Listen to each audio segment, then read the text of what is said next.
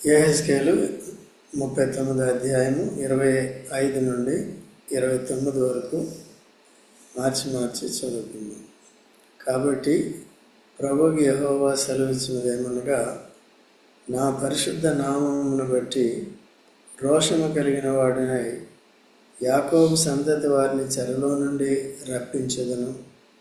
ఇశ్రాయేలు అందరి ఎడల జాలిపడుదును. ఇక్కడ గత దినాల్లో మనం చూసినప్పుడు వారందరూ కూడా చెరలోకి వెళ్ళబడతారని, వారికి పరాముఖుడినై ఉంటానని, అంటే నా ముఖం చాటేసుకుంటానని తాను ఆ విధంగా తన తీర్పుల్ని ఇశ్రాయేలు పక్షంగా తెలియజేశాడు. కనుక ఎవరు అన్యజనులు దేవునికి విరోధంగా ఉంటే వారి మీదకి దేవుడు తనకు ఉగ్రతను పంపిస్తాడు. ఇశ్రాయేలు ఒకవేళ అలా ఉంటే, ఇశ్రాయేలు మీద ఎవరైతే అవిధేయులు అవుతున్నారో, పాపం చేస్తున్నారో వారి మీదకి దేవుని యొక్క శిక్ష వస్తుంది. ఆ శిక్ష వెంటనే రాదు, కానీ వాడు మారు మనసు పొందటానికి చాలా సమయం ఇస్తాడు. నోవా దినాల్లో కూడా తన ఉగ్రతను ప్రకటించినప్పుడు వెంటనే నోవా కుటుంబీకులు అందరూ నమ్మారు, మిగిలిన వారు నమ్మలేదు. వాడ నిర్మించే వరకు దగ్గర 120 సంవత్సరాలు వారికి సమయం ఇచ్చాడు. వారికి సువార్త కూడా ప్రకటింపబడింది, కానీ వారు మారు మనసు పొందలేదు. చివరికి దేవుని ఉగ్రత వచ్చి అందరినీ కూడా కొట్టుకుపోయింది.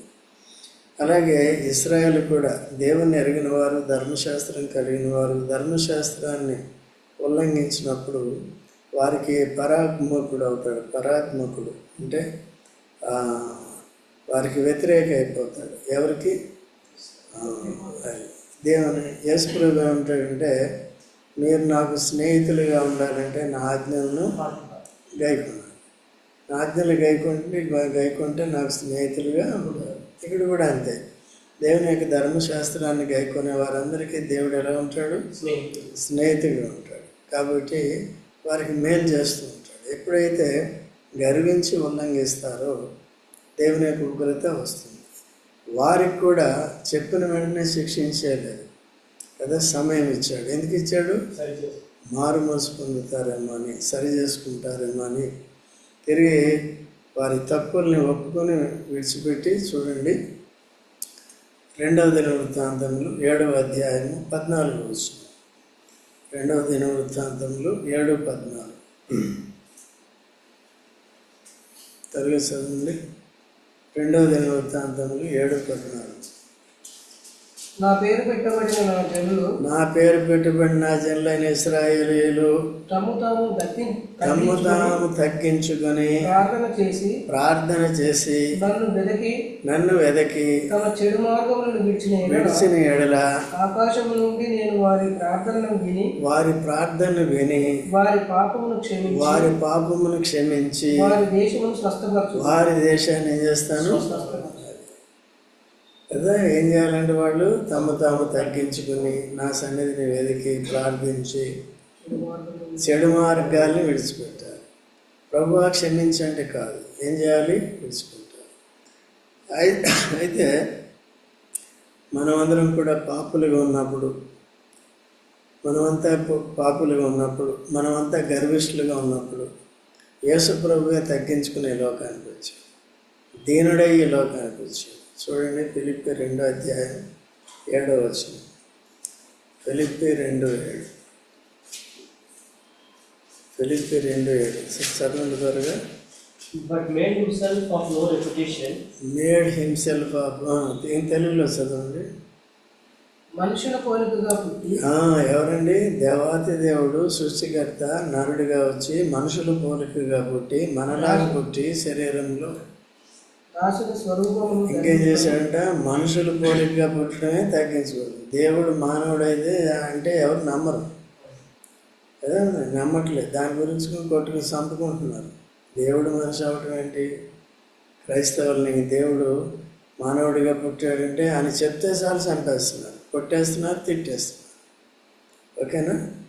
మనుషుల పోలికగా పుట్టి అంత మాత్రమే కాదు, ఇంకేం చేశాడు? నెక్స్ట్ దాసుని స్వరూపం అంటే శిష్యులు పాదాలు కడిగినంతగా ఆ, తగ్గించుకుని తను తాను రిక్తులుగా చేసుకుని రిక్తులుగా అంటే సంపూర్ణంగా ఖాళీ చేసుకున్నాడు.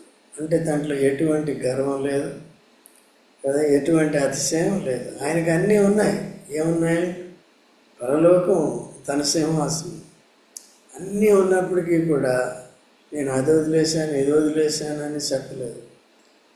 ఇక్కడ ఉన్నప్పుడు ఇక్కడలాగా, అక్కడ ఉన్నప్పుడు అక్కడలాగా ప్రవర్తిస్తాడు. కాబట్టి రిక్తుడు అంటే కంప్లీట్ ఈ ఎంప్టీడ్ హిమ్సెల్ఫ్, అంటే గర్వం కానీ శరీరతత్వం అంతటి నుంచి కూడా ఏం చేశాడు? ఆయన రిక్తునిగా చేసుకున్నాడు. తర్వాత మరియు ఆయన ఆకారమందు మనుషుడుగా కనబడి ఆకారమందు మనుషుడిగా కనబడ్డాడు, కానీ ఆయన మనిషి కాదు, మనుషుడిగా కనబడ్డాడు. మరణం పొందినంతగా తను తాను తగ్గించుకుంది కదా. ఎంతవరకు తగ్గించుకున్నాడు? ఎవరి కొరకు మరణం? మన కొరకు. ఎందుకు? మనల్ని నిత్య జీవంలోనికి దాటించడానికి. ఇంకోటి ఏంటి? మనం కూడా దీనులు కావటానికి, మనం కూడా ఆయన్ని వెతకటానికి, యేసుక్రీస్తు ప్రభుని ఎరగటానికి, ఎరిగి రక్షింపబడటానికి, పాప క్షమాపణ పొందటానికి, పాపము జోలికి పోకుండా ఉండటానికి, సో దేవుని యొక్క ఉగ్రతకి గురి కాకుండా ఉండటానికి తాను యేసు ప్రభు ఇన్ని చేశాడు. శిలువ మరణం వరకు తగ్గించుకున్నాడు. కాబట్టి ఇప్పుడు యేసుని అంగీకరించిన మనం ఏం చేయాలి చెప్పండి చూద్దాం. ఎలా తగ్గించుకోవాలి? రిక్తులుగా చేసుకోవాలి. ఎంటీ, ఇంగ్లీష్లో ఏముంటుంది? ఎంటీడ్ హిమ్సెల్ఫ్ అని ఉంటుంది. మనల్ని మనం ఏం చేయాలి? నేను ఇంత అంత నాది ఇది అవన్నీ పక్కన పెట్టు కదా. ఏమి లేదు, నీవు నేను పాపంతో నిండిన వారము. ఇప్పుడు పాపాన్ని క్షమించి తొలగించి ఏం చేశాడు? ఇప్పుడు నీతి పరిశుద్ధత మనకి చేశాడు. ఆ తర్వాత శిలువ మరణం పొందినంతగా తను విధేయత చూపిన వాడై తన్ను తాను తగ్గించుకున్నాడు కదా. శిలువ మరణం అంటే, శిలువ కంటే ఎవరైనా ఒప్పుకుంటారు? ఈవెన్ గొర్రెలు బర్రెలు కూడా దాన్ని తెలిసినప్పుడు వదకి తీసుకెళ్తుందంటే వెనక్కి లాగుతుంది కదా. కత్తి కనపడిందంటే ఎక్కడికి వెళ్తుంది? యేసుక్రీస్తులో విధేయత చూపించాడు మన కొరకు. అయితే మనం ఏం చేయాలి? తగ్గించుకోవాలి. ఇశ్రాయేల్ ఏముంది? గర్వం ఉంది. దేవుని ఉగ్రతకి భయపడట్లేదు, ఇష్టానుసారంగా చేస్తున్నారు. ఎప్పుడు భయపడుతున్నారు? ఆ శ్రమ వచ్చినప్పుడు, ఆ శిక్ష వచ్చినప్పుడు, అప్పుడు భయం. అప్పుడేం లాభం? దేవుడు ముందుగా చెప్పినప్పుడు ఏం చేయాలి? సరి చేసుకుంటే దేవుడు కూడా తగ్గుతాడు, సరే అని క్షమిస్తాడు. సో ఇట్లా ఏమవుతుందంట 25వ వచనంలో, కాబట్టి యెహోవానకు నేను యెహోవాకు, కాబట్టి ప్రభువుకు యెహోవా సెలవిచ్చినదేమనగా, నా పరిశుద్ధ నామమును బట్టి రోషము కలిగిన వాడిని యాకోబు సంతతి వారిని చెరలో నుండి రప్పించేదను, ఇశ్రాయేలు అందరి ఎట్లా జాలిపడదు. ఏం చేస్తున్నాడండి? రోషము కలిగి యాకోబు సంతతి వారిని ఏం చేస్తారు? చెరలో నుంచి విడిపిస్తారు. యాకోబు సంతతి అంటే ఎవరు? అవిధేయులయ్యేవారు, అపవిత్రులయ్యేవారు కదండి. యాకోబు అంటే ఎవరు? మోసగాడు. ఇశ్రాయేల్ అంటే ఎవరు? ఇక్కడ యాకోబు అని ఎందుకు రాయబడింది? తప్పులు చేస్తున్నారు కదా. ఒప్పులు చేస్తే ఇశ్రాయేల్ అంటారు. అయితే మారుమనసు పొందితే ఇశ్రాయేల్, లేకపోతే యాకోబు. సో మనం కూడా యేసు ప్రభు ప్రాణం పెట్టి రక్షించి, పాపాలు క్షమించి మనల్ని కూడా ఇప్పుడు మనం ఎవరైనా ఇప్పుడు ఇశ్రాయేల్. ఇంకా అంతకంటే ఎక్కువగా ఏంటంటే దేవుని పిల్లలుగా మనల్ని చేశాం. ఇంకా అంతకంటే ఎక్కువగా దేవునికి యాజకులుగా చేశాం. కాబట్టి యాజక ధర్మాన్ని చేస్తూ తప్పులు చేయకుండా జాగ్రత్తగా కొనసాగాలి. నేను ఇక్కడ ఏంటంటే వారి చెరలో నుండి వారిని ఏం చేస్తాను? నేను విడిపించేస్తాను. ఎందుకంటే జాలి కలిగిన దేవుడు అనమాట. మన దేవుడు ఎటువంటి వాడు? జాలి కలిగిన దేవుడు. అప్పుడు ఇశ్రాయేల్ని కూడా జాలి కలిగి వారిని ఏం చేస్తానంటే చెరలో నుండి రప్పించేదను. వారు నా ఎడల తాము చూపిన విశ్వాసఘాతకమును, తమ అవమానమును తాము భరించుదురు. నేను అన్ని జనుల అందరిలో నుండి వారిని సమకూర్చి వారి శత్రువుల దేశంలో నుండి రప్పించిన తరువాత వారు సురక్షితంగాను నిర్భయంగాను తమ దేశంలో నివసించినప్పుడు. కాబట్టి వారిని ఏం చేస్తారంటే ఏం చేశారు? ఇశ్రాయేల్ దినాల్లో దేవునికి విరోధంగా విశ్వాసఘాతకులయ్యారు, వెనుకంజ వేశారు. దేవుణ్ణి విశ్వాసంతో వెంబడించలేదు, వెనుకంజ వేశారు. కాబట్టి మనం కూడా అట్లా చేయకూడదు, విశ్వాసఘాతకులం కాకూడదు. రెండోది ఏంటి?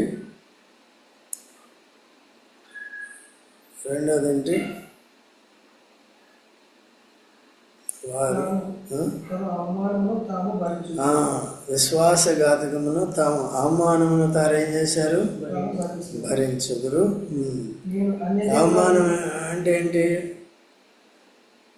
అవమానం అంటే ఇప్పుడు చూడండి, వాళ్ళు ఇశ్రాయేల్లో స్వేచ్ఛగా మంచిగా ఉన్నప్పుడు ఇశ్రాయేల్ దేశంలో, ఇప్పుడు బబులోను దేశానికి వెళ్ళి అక్కడ బానిసత్వం చేస్తున్నారంటే అదేంటి? అవమానం. అయితే నా అవమానము యేసు ప్రభు భరించాడు. ఎక్కడ? శిలువ. అవమానకరమైన జీవితం జీవించడానికి కాదు, ఘనమైన జీవితం జీవించడానికి, ఘనత కొడుతో కూడిన జీవితాన్ని జీవించు. పాపం ఎప్పుడు కూడా ఘనహీనతను తీసుకొస్తుంది, విశ్వాసం ఎప్పుడు కూడా ముందుకు నడిపిస్తుంది. విశ్వాస హీనులమైనప్పుడు అది వెనక్కి నడిపిస్తుంది కదా, అందుకని జాగ్రత్తగా ఉండాలి. తర్వాత తమ అవమానము తాము భరించుదురు. అయితే తమ అవమానం ఎవరు భరించారు? వారే భరించారు. మన అవమానం ఎవరు భరించారు? యేసు. నేను అన్ని జనులందరిలో నుండి వారిని సమకూర్చి రప్పించిన తర్వాత గాను నిర్భయంగాను దేశంలో నివసించినప్పుడు, అవమానం నుంచి అన్ని జనుల అధికారం నుంచి బయటకు వచ్చినప్పుడు ఏముంటుందో వాళ్ళు సురక్షితంగా. మనం ఎప్పుడైతే యేసు ప్రభులో ఉంటామో మనకి భద్రత అనేది ఉంటుంది కదా. యేసు ప్రభుకి దూరంగా ఉంటామో భద్రత అనేది చూసుకోవాలి. 27వ వచనం, వారి యందు అన్ని జనుల అనేకముల ఎదుట పరిశుద్ధపరచుకున్నాం. అన్ని జనులలోకి వారు చెరగా పంపి వారిలో ఎవరిని ఇతను అచ్చుట ఉండలేక తమ దేశములకు వారిని సమకూర్చిన సంగతిని బట్టి నేను తమ దేవుడైన యెహోవానై ఉన్నానని వారు తెలుసుకుంటారు. ఎప్పుడైతే అన్ని జనుల దేశంలో నుండి ఇశ్రాయేలు తన ప్రజలను విడిపిస్తాడో, అన్ని జనులు ఏం చేస్తారంటే దేవుణ్ణి మహిమపరుస్తారు. దేవుడు చేసింది వాడి ప్రజలు తిరిగి ఏం చేశాడు? విడిపించాడు. ఆ దేవుణ్ణి వాళ్ళు ఎదిరిస్తే అప్పుడు ఫరోకి పడిన గతే వీడిపోయి. అట్లా మన దేవుడు భయంకరుడు అన్నమాట. ఎవరికి?